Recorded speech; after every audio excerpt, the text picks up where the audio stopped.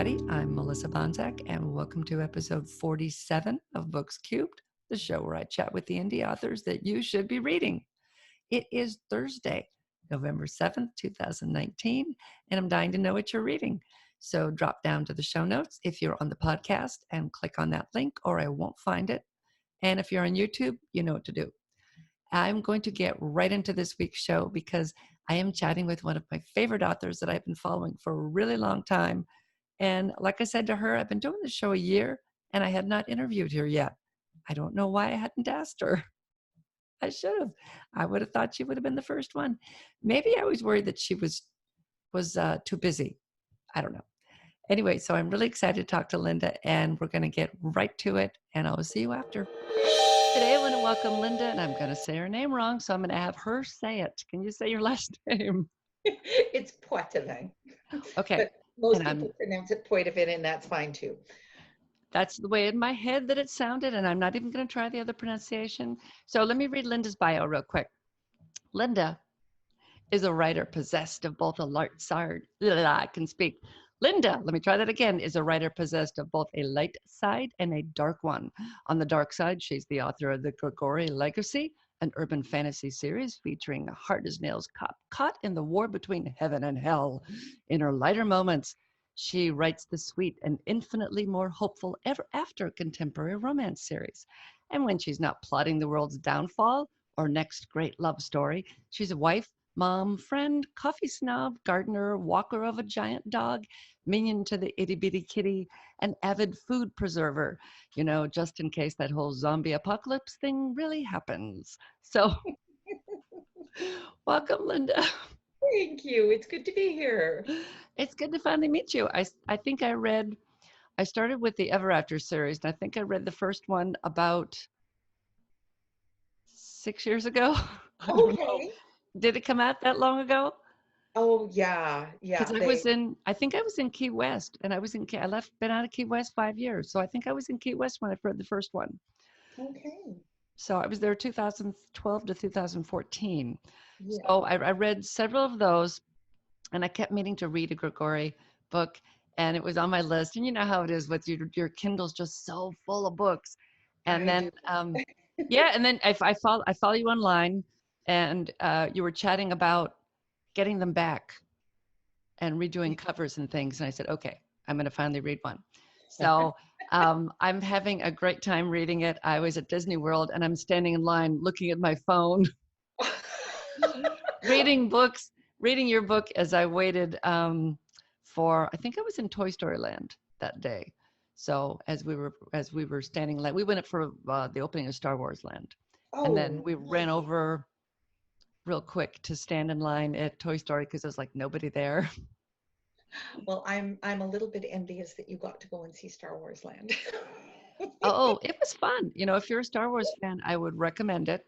Yes. It it I wish they had used characters though that most people were familiar with. Okay. I mean, I really know the first one really well. It came out when I was 13 in Yeah. 1977. So it was really a turning point in my life when I'm like, oh yeah, that's what I want to do. Right. And so it really meant a lot to me. And the rest of the movies just kind of pretend they don't exist.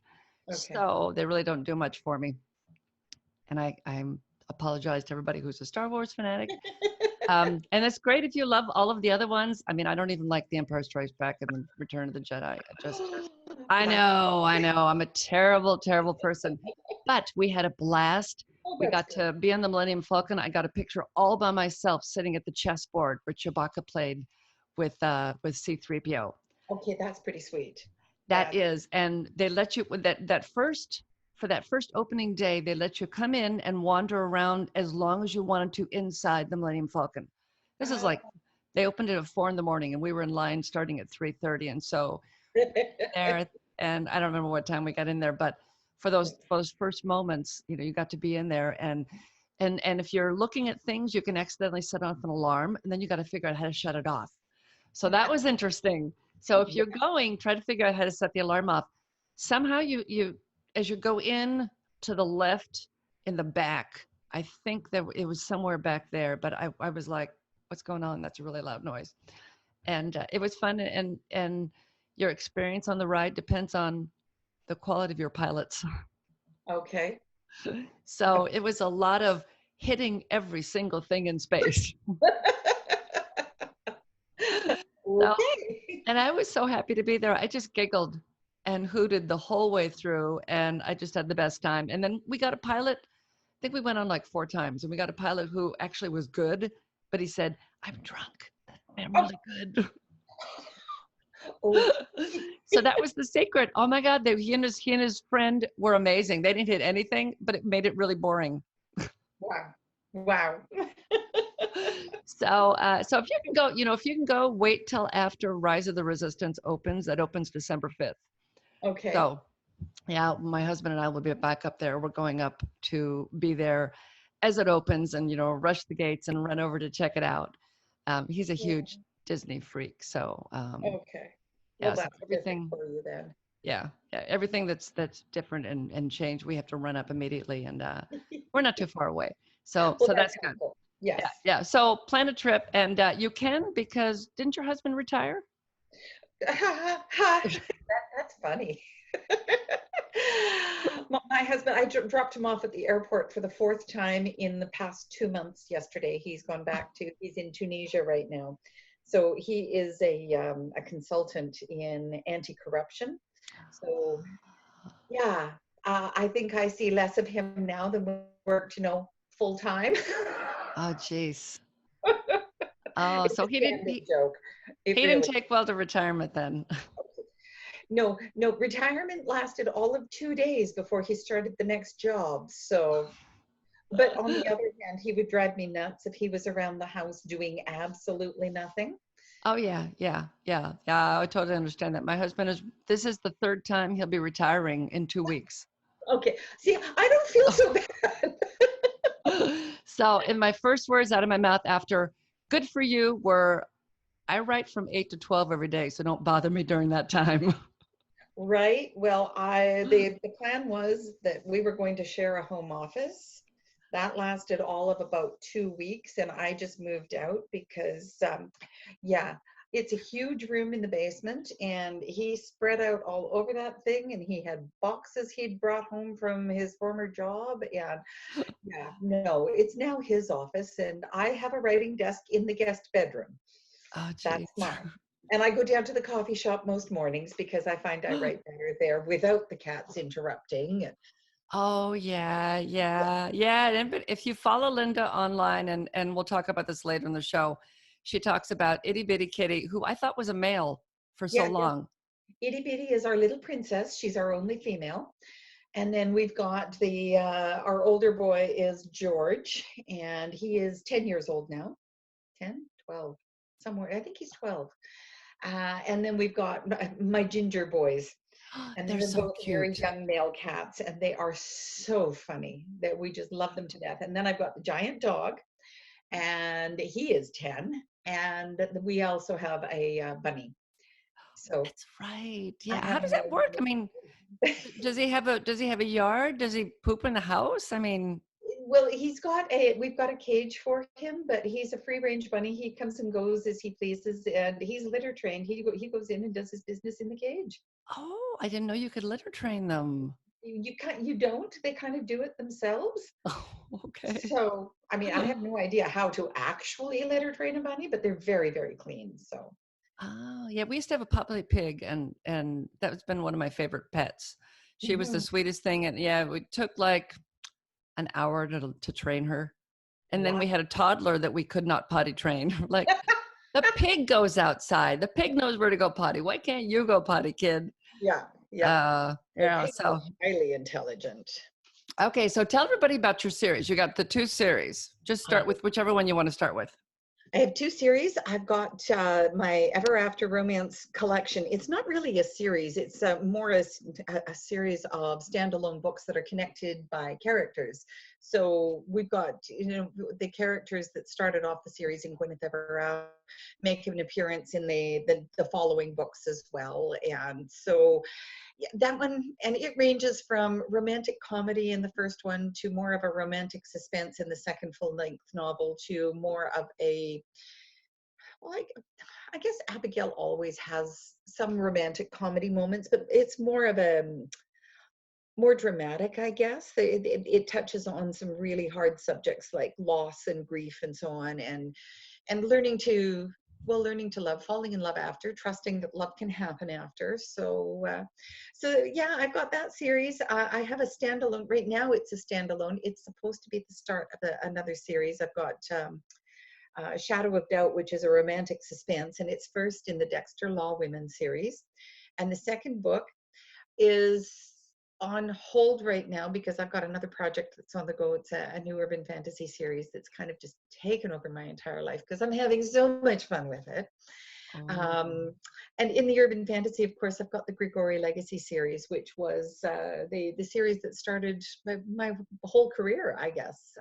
Sins of the Angels was first published in I want to say 2011. It might have been 2010. And it's the first in a series of 4 books about a Toronto homicide detective who quite literally gets caught up in the war between heaven and hell. She starts off tracking down a serial killer. Turns out that he is a fallen angel who has broken out of exile. And so it's, and there's the hunky warrior angel that comes to look after her, that they don't see eye to eye. And it was, that series was a lot of fun to write, and it's forever cemented my love for urban fantasy. I love writing the darker stuff. My sister, after she read the first, I think first 2 books, was a little flipped out at having, spent however many years we shared a bedroom and not knowing that I had that side to me, which I thought was pretty funny. Oh, the bedtime stories you could have told her. Oh, and I'm pretty sure I did. That probably wasn't a very nice older sister. Oh, they're not supposed to be. So, Right? We're not. yeah, as a younger sister, it's how you get prepared for the world. Exactly. I was helping. That was You're it. helping, yeah, yeah, yeah. So the new series you're working on, are you going to publish one book at a time, or are you going to publish multiple books? I mean, are you writing them all? That's what I meant to ask. Are you writing Yes. them all before you publish anything, or are you just kind of going to release as you write? I don't know yet because there is an editor who has expressed an interest in having a look at the book when it's finished. Ooh. So I will be sending that off to her. I'd like to get it out to her before Christmas. So I am really pushing to get this one done. And I have the storyline in mind for the next at least 3 books, with potential for an open-ended series to take place here. Ooh, nice. I That's good. know I've never written one of those before, but this one is so much fun. They are like, as a reader, I just want to go with those characters from book to book to book to book to book. And when you get to 3, it's like, oh, come on, when's the 4th book coming out? So, and as a reader, I love that. But as a writer, I'm like, okay, I'm writing the 2nd and 3rd book simultaneously right now, and they'll Ah, come out, and then I'm moving on to a horror series right. because I love horror and all that great stuff. And I'm And gonna you did it wait. great. Yeah, I'm gonna wait to see if there's a lot of, if people want more of that Mhm. first series. We'll see. Yeah. We'll But see. you need a bit of a break from them too, because I mean you're living and breathing and eating and sleeping these characters. Yeah, And yeah. And this, we're doing a friend and I are co-authoring a nonfiction series. There's Mhm. 6 books, and it's really been a palate cleanser. Oh And good. it's been, the month of October has just been, we had this idea and we talked about it for a couple months, oh, for like 4 months. And then in October, she said to me, I've got 4 weeks free. Let's do it right now. And I'm like, I'm trying to finish the other 2 books. Okay, but we'll have 6 books done when we finish this. So it's been just like a crazy, No crazy month. kidding. And yeah, for all my ARC readers for the next June Nash book who are waiting, sorry, it will be a couple more weeks. Yeah. Yeah. I'll let you know. So you're going to read for us today. What are you going to read from? I'm actually going to read. It's I think it's one of my favorite scenes that I've ever written, and it's from Forever Grace. And we have Grace Daniels, who is she's got her 3 nieces and a nephew, and she's hiding out in a cabin in the woods, and a new neighbor moves in next door, happens to be a police officer, and Grace has a secret that she doesn't want to share with him. And of course, he's a cop and he's all about finding out what people's secrets are. But he's also recovering from an injury. And so he's high on painkillers right now, and she's trying to get him back to his cottage next door. And I absolutely love this scene. So you sure it was wise to take 2 of those things? Sean swayed on his crutches, trying to bring one Grace into focus out of the 3 before him. They weren't very cooperative. The instructions said 1 or 2, he reminded them. He blinked twice. The 3 Graces stayed. They sighed. Yes, but it might have been better to wait until you were home before taking the second, they suggested. Sean considered the idea. Then he grinned. Too late. You are so hammered, it's not even funny. He giggled, disproving the latter part of her statement. The Graces rolled their eyes. Come on, let's get you into the cottage before you keel over. I don't have a hope in hell of getting you off the ground in this condition. Then maybe you could just join me. He waggled his eyebrows suggestively. Then he frowned. Wait, he was waggling his eyebrows, wasn't he? Damn, he couldn't feel them. He balanced on one crutch and put a hand to his forehead. Shit, his eyebrows were gone. Fingertips encountered fuzz, and he gave a gusty sigh of relief. They're still there, he told the Graces. They stooped to pick up the crutch that had fallen away from him. I'm not even going to ask, they muttered, tucking it under his arm again. Now, come on, Wonder Boy, home and bed. He turned and nuzzled an ear. Is that a promise? The Graces jerked away. Oh, for the love of... They sighed and regarded him narrowly. If I say yes, will you get your button gear? Oh, honey, you have no idea. Sean swung his crutches forward and followed them eagerly across the clearing, bypassing the Graces and heading for the cottage. Race you. Slow down, Romeo. We'll never make it to the bed if you fall, remember? He scaled back his speed, but only a little. I thought I was Wonder Boy, he said over his shoulder. Tell you what, the Graces reached out to steer him straight as he yogged to the left. You can be Wonder Boy and Romeo if you can get into the cottage in one piece. It took 3 attempts to negotiate the stairs. By the time he made it onto the deck, Sean's teeth ached from gritting them, and his shirt was soaked with sweat. He paused at the top to catch his breath, waiting for the pain meds to compensate for the meat grinder he was sure his leg had just gone through. A gentle hand covered his on a crutch. You okay? He opened his eyes onto the 3 Graces. This time, the middle one seemed more in focus, so he concentrated on her. That, he announced, is why I took 2 pills before coming over here. Bad? Very. Can you make it into the cottage? He studied the distance to the sliding glass doors. 4 crutch strides, maybe 5, assuming the meds hadn't skewed his depth perception as well as his inhibitions. He nodded. I can make it. All right, I'll go around and open the door. You aim for the bedroom. And you'll follow? Absolutely, the middle Grace told him. I wouldn't miss it for the world. In her absence, he made his way across the deck and leaned against the cottage wall, forehead resting on rough cedar siding. He may have dozed off for a second because when the door beside him slid open and Grace's sharp voice called out, Sean, he nearly fell off his crutches. Here, he said, I'm here. The Graces stepped out onto the deck. There were 4 of them now. Thank God, you scared the life out of me when I couldn't see you. 4 Graces were much better than 3. He grinned. You care? Of course I care. I'd care about anyone in your current condition. And you called me Sean. What? Twice, he said smugly. Sean, because that's my name. 4 sets of hands rested on 8 hips, and the Graces pursed their lips as they surveyed him. Wow, you are getting more blitzed by the moment, my friend. You don't usually do a lot of painkillers, do you? Nope, clean as a whistle. He pursed his lips to follow up with a demonstration, but only a sad, wet hiss resulted. He frowned. Hmm, that's harder to do than I remember. The Graces gave a snort of laughter. All right, enough is enough. We need to get you into bed to sleep this off. Bed, yes. Sleep? I don't think so, darlings. He stretched out an arm to snag the Grace nearest him, but they sidestepped in unison and caught the crutches he dropped. Sean scowled. Now there were 4 crutches, too? That didn't seem right. Darlings? Plural? The Graces leaned in to peer at him, frowning. Just how many of me do you see? Oh, wait, he was still holding a crutch, so that was a total of 5. Much better. Sean? He leaned against the cottage again.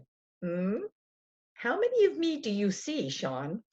4, he whispered. 4 beautiful, glorious Graces. He lifted a hand, watched it morph into 4, and stroked all the soft, deliciously smooth cheeks before him. Whoa. Whoa is right. She caught his hand in hers and slipped the crutch back into it. Come on, sunshine. Let's move while you still can. Oh, that's great. I had so much fun writing that. And that was based on one of my daughters. She'd had dental surgery not long before I wrote this book. And I picked her up and took her home, and she was so high on painkillers. And I just, it was very, very fresh in my mind when I wrote the scene. So I remembered exactly what it was like.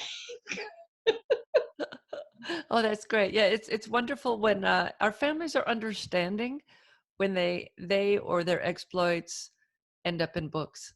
As long as I'm careful and I name no names, I'm fine. Yeah, yeah, yeah. So that's Rome. Those are romance series. Now that one's Yes, funny, but you do have, like you said, some of the romance books are a little darker. Do you yes. find that the people that your audience is okay with that? Do you have people that don't want to read anything dark? They just want that light, fluffy romance. I'm sure there are some. Now, for instance, Forever Grace is actually one that is a little bit on the darker side, but I tend to write both the funny and the dark into the same book, um, because even life, even when it's full of suspense and danger, still has its moments where you can find humor, and find those lighter moments to share. So I, I don't worry too much. I figure that the readers, most people are reading me because they really enjoy my voice and the characters. So they've followed me. A lot of them have followed me right into the dark urban fantasy. And I mean, if you're reading the Sins of the Angels, you know that it gets pretty dark. Yes. That's not a light, fluffy book. No. Oh, that's pretty good because that was going to be my next question. You know, you've got the two very distinct. You've got the fantasy and then you've got the romance. Mhm. Is there a crossover? And I guess there is a crossover. You have readers that go from one to the other. I do, yes. I do. Urban, yeah. Well, I think a lot of us do.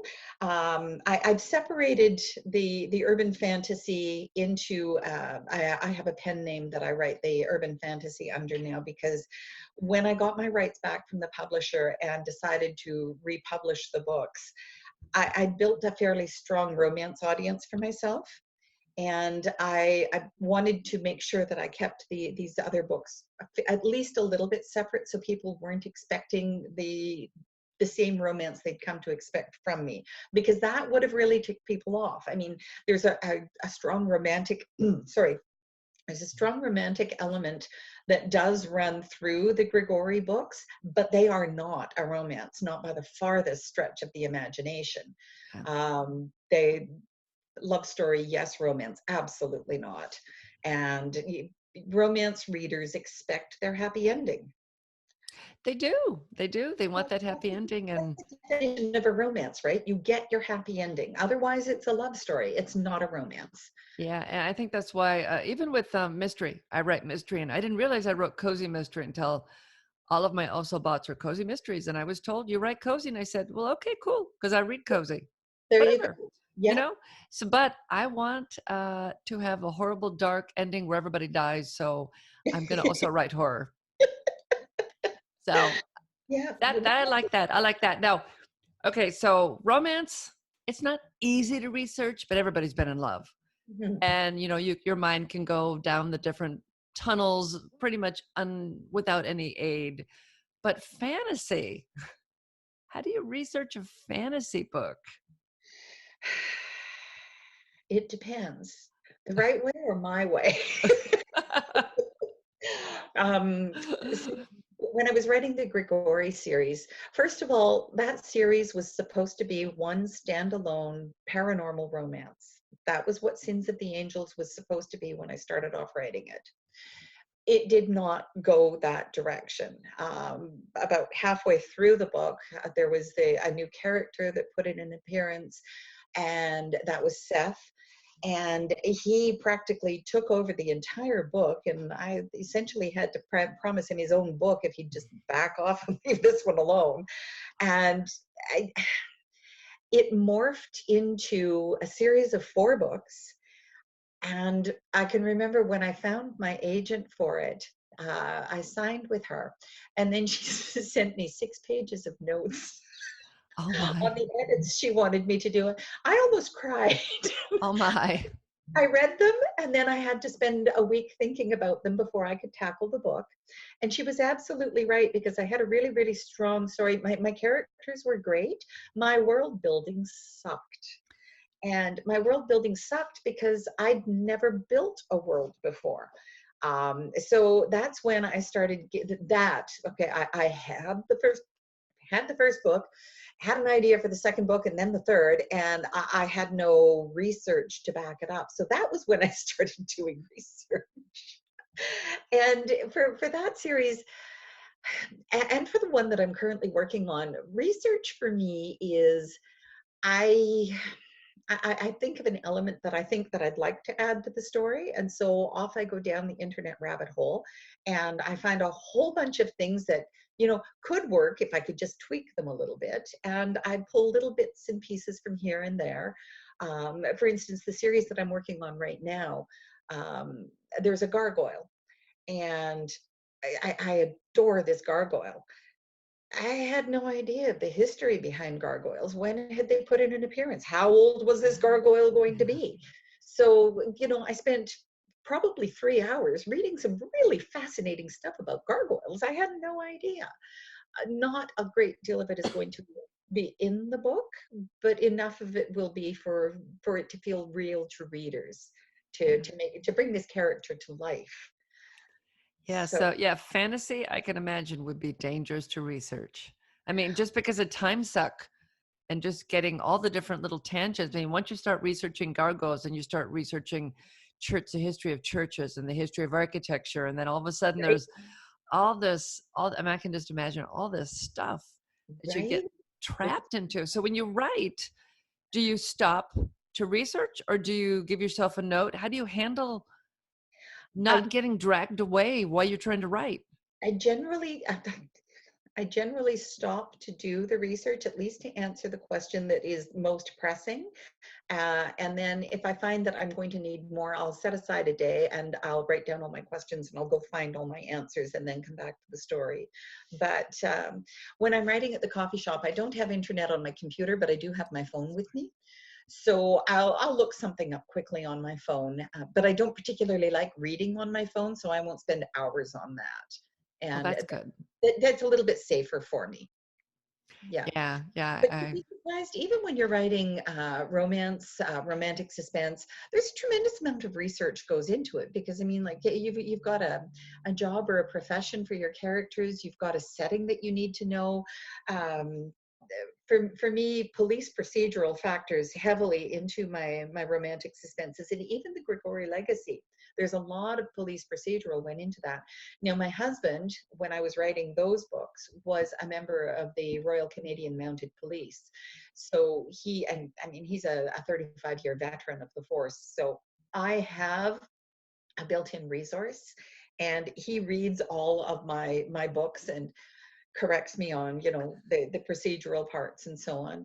We have really long drawn out discussions. Funniest thing was when I was writing the Sins of the Angels and plotting out the murder scenes and so on, because she is chasing a serial killer. uh, I can remember we were grocery shopping, and we're discussing at length the forensics behind this murder and how you would hide the murder. And I realized that people were listening in. The funniest. And I said to one woman, I said, no, no, it's okay. My husband's a police officer. And then I realized that didn't sound any better. Then you quickly add, shh, or we'll get caught. And then you just go on with. That did not occur to me. Yeah, the getting the facts right. That's the one thing that I know that readers really will call you on. And Yes. in the first book in my series, there's a crime scene, and I was trying to. I have a police expert, retired police officer, who Right. reads my stuff, and then he would come back, and I would talk about the crime scene, this and that, and he'd come back, nope, nope, nope, nope. And finally, I just had it's written in first person, so I just finally had my lead character close her eyes, and There she you hears go. noises around her. I'm like, I've had enough of the back and forth, and he's like, okay, great. Yeah. Well, I think that the temptation to write what we see on television is huge, and what you see on television is so wrong. Yes, yes, yeah. I mean, I think the constant thing from him was no plastic bags, no plastic bags for evidence, never, never, never. I'm like, Ah, okay. right. Yeah, so so whenever there's a crime scene, she's just either not there or her eyes are closed because she gets nauseous, and I do too. I took my mom to get a blood draw yesterday, and I had to go stand by the door because she's 90, so she needs help. But I told the lady, I said, she says, you're no help, because I said, blood makes me nauseous, and thinking about it makes me nauseous. I have to look away. But she's on her own, so you just have to make sure she doesn't slide off the chair or anything. Oh, gosh. Okay, so how can people find you? I have two websites. I have one for my romance, and that is lindapoitevin.com. And I know you're I'll going to have have to. it spelled in the show notes. Perfect. And the other is lydiahawkbooks.com, and that's for my urban fantasy. I have newsletters that go out. Oh, and the first book in each of my series is free on ebook now, too. So you Oh, can get Good fantastic.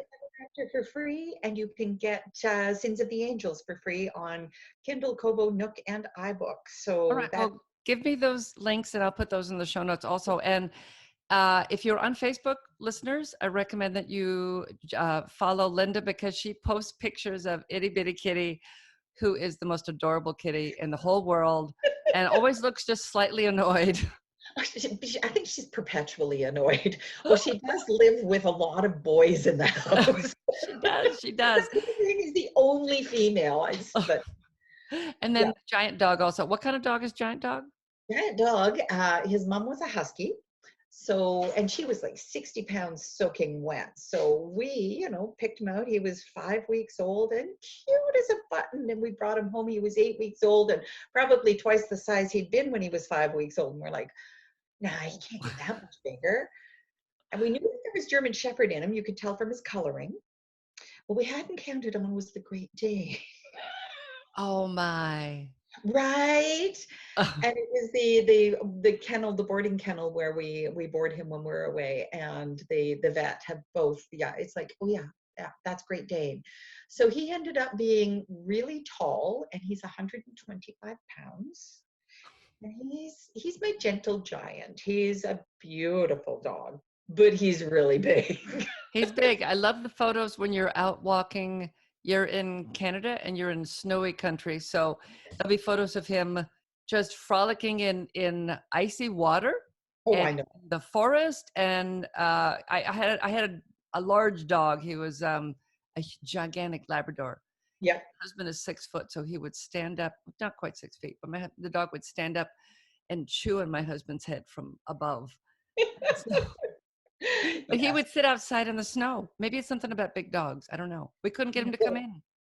with Charlie being half husky, winter is his favorite season of all. So Oh, so the husky I didn't know about. That totally explains it. a So husky. you need to follow. Well, I'll put a link to your Facebook page also, because Thank even if you. you don't want to follow her for her book updates, you got to follow her for the Itty Bitty Kitty and Giant Dog updates, because those And are, I know, Sunday. Let's and not forget periodically, Sunday. yeah, periodically people will say, there haven't been any itty bitty pictures lately. You need to post an itty bitty picture. I know, it's really funny.